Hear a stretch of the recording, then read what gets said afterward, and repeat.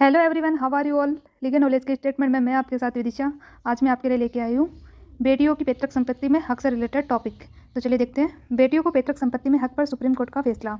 Supreme court के 3 जजों की बेंच ने पैतृक संपत्ति में बेटियों के हक पर बड़ा फैसला दिया। इसके साथ ही पीठ ने कहा कि यह लैंगिक समानता हासिल करने की दिशा में बड़ा कदम है।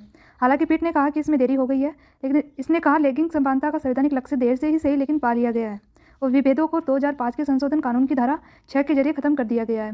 पारंपरिक शास्त्रीय हिंदू कानून बेटियों को हमवारिस होने से रोकता था, जिसे संविधान की भावना के अनुरूप प्रावधानों में संशोधन के जरिए खत्म कर दिया गया है। न्यायमूर्ति अरुण मिश्रा ने 11 अगस्त 2020 को अपील के एक समूह पर फैसला सुनाया, जिसमें एक महत्वपूर्ण कानूनी मुद्दा उठाया कि क्या हिंदू उत्तराधिकार संशोधन अधिनियम 2005 जिसने पैतृक संपत्ति में बेटियों को समान अधिकार दिया था, क्या वो बैकडेट से प्रभावी होगा।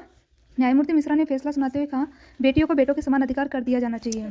बेटी जीवन भर एक प्यार करने वाली बेटी बनी रहती है। बेटी पूरे जीवन एक सहदायिकी बनी रहेगी, भले ही उसके पिता जीवित हो या नहीं।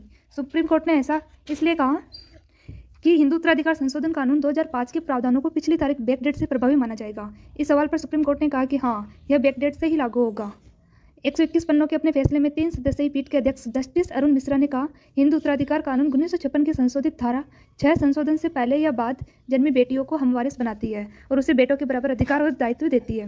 बेटियां 9 सितंबर 2005 के पहले से प्रभाव से पैतृक संपत्ति पर अपने अधिकार का दावा ठोक सकती है। 9 सितंबर 2005 का मामला क्यों उठा। इस तारीख को हिंदू उत्तराधिकार संशोधन कानून 2005 लागू हुआ था। दरअसल हिंदू उत्तराधिकार कानून 1926 से अस्तित्व में है, जिसे 2005 में संशोधित किया गया था।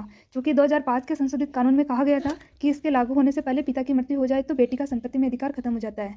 यानी अगर पिता संशोधित कानून लागू होने की तारीख 9 सितंबर 2005 को जिंदा नहीं थे तो बेटी उनकी पैतृक संपत्ति में हिस्सा नहीं मांग सकती है। 20 दिसंबर 2004 का जिक्र क्यों है।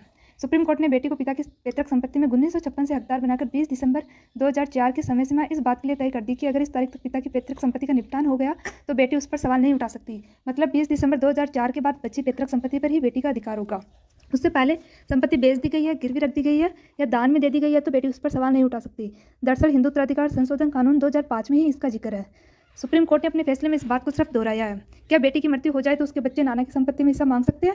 कोर्ट ने पैतृक संपत्ति में बेटियों को बेटे के बराबर अधिकार दिया है। अब एक और सवाल उठता है कि क्या पुत्र की मृत्यु होने पर उसके बच्चे को दादा की पैतृक संपत्ति पर अधिकार खत्म हो जाता है। इसका जवाब है नहीं। अब जब पैतृक संपत्ति में अधिकार के मामले में बेटी और बेटी में कोई फर्क नहीं है तो फिर बेटे की मृत्यु के बाद उसके बच्चों का अधिकार कायम रहे, जबकि बेटी की मृत्यु के बाद उसके बच्चों का अधिकार खत्म हो जाए। ऐसा कैसे हो सकता है। मतलब साफ है कि बेटी जिंदा रहे या नहीं, उसका पिता की पैतृक संपत्ति पर अधिकार कायम रहता है। उसके बच्चे चाहे कि अपने नाना से उनकी पैतृक संपत्ति में हिस्सेदारी ली जाए तो वो ले सकते हैं।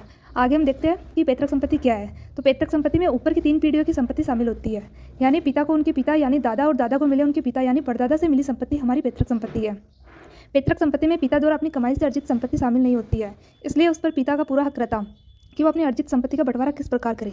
पिता चाहे तो अपनी अर्जित संपत्ति में बेटे या बेटी को हिस्सा नहीं दे सकता है, कम ज़्यादा दे सकता है या फिर बराबर दे सकता है। अगर पिता की मृत्यु बिना वसीयतनामे लिखे हो जाए तो फिर बेटी का पिता की अर्जित संपत्ति में भी बराबर की हिस्सेदारी हो जाती है। तो दोस्तों आज का टॉपिक यहीं समाप्त होता है। अगर आपको मेरा ये वीडियो यूजफुल लगा हो तो शेयर और सब्सक्राइब कीजिए। Thank you.